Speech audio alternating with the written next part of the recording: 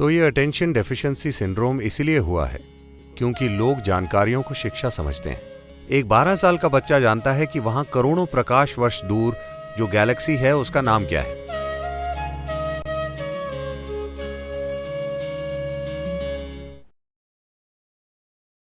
तो ये attention deficiency syndrome इसीलिए हुआ है क्योंकि लोग जानकारियों को शिक्षा समझते हैं।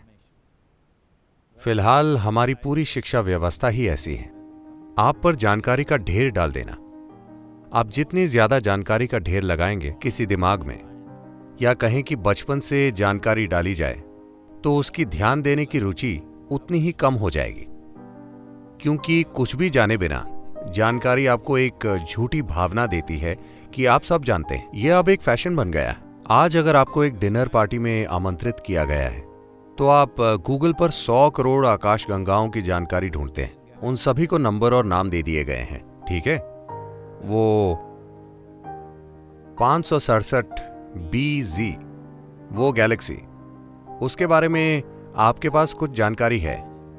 आप गूगल पर जाते हैं, 2 वाक्य उठाते हैं और पार्टी में जाते हैं। जो भी आपसे बात करता है, नमस्ते, आप कैसे हैं, आप कहते हैं, अरे क्या आप इस गैलेक्सी के बारे में जानते हैं जो करोड़ों प्रकाश वर्ष दूर है, जो BB ऐसा कुछ है।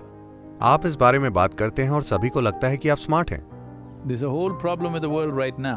पूरी दुनिया के साथ फिलहाल यही समस्या है। हम सूचना को बुद्धि समझने की गलती कर रहे हैं। एक व्यापारी या कोई भी इंसान जो किसी परिस्थिति में रास्ता खोजना चाहता है, उससे बुद्धि की जरूरत है, ना कि बस सूचना की। सूचना थोड़ी उपयोगी हो सकती है, लेकिन बुद्धि ही आपको किसी विशेष स्थिति से गुजरने का एक अनूठा रास्ता दिखाएगी, ना कि वैसा रास्ता जो कोई और अपना रहा है। हम सूचना को बुद्धि समझने की गलती कर रहे हैं। जब आप खुद में बहुत ज्यादा जानकारी का ढेर लगा लेते हैं तो ध्यान देना बहुत मुश्किल हो जाता है। जब आप बिल्कुल ध्यान नहीं देते, जब आप में ध्यान बनाए रखने की कोई क्षमता नहीं होती, तो आपने अपनी बुद्धि तक पहुंचने की क्षमता भी खो दी है। आप बस याददाश्त से सूचना बाहर निकालते रहेंगे। अगर आप मेरी बातों पर ध्यान नहीं देंगे तो क्या आपको पता चलेगा मैं क्या कह रहा हूं?